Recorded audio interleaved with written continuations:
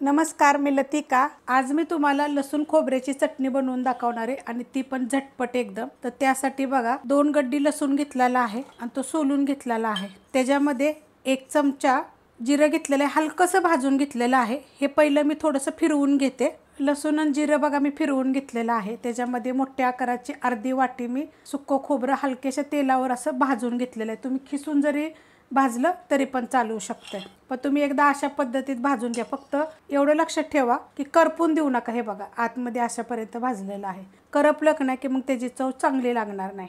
त्याच्यामध्ये 2 चमचे मिरची पावडर घेतलेली आहे, कलरवाली पण आहे आणि तिखटवाली पण आहे।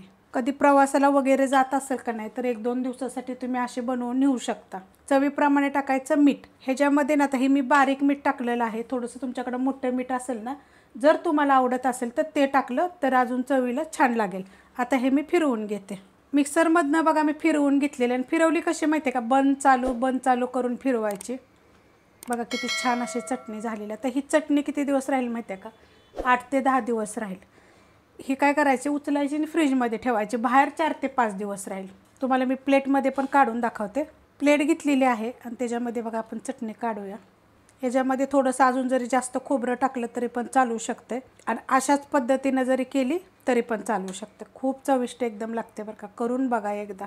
एकदम मी तुम्हाला झटपट अशा रेसिपी दाखवते। ही रेसिपी जर आवडली तर लाईक करा, सबस्क्राईब करा, कमेंट करा आणि शेअर बी करा।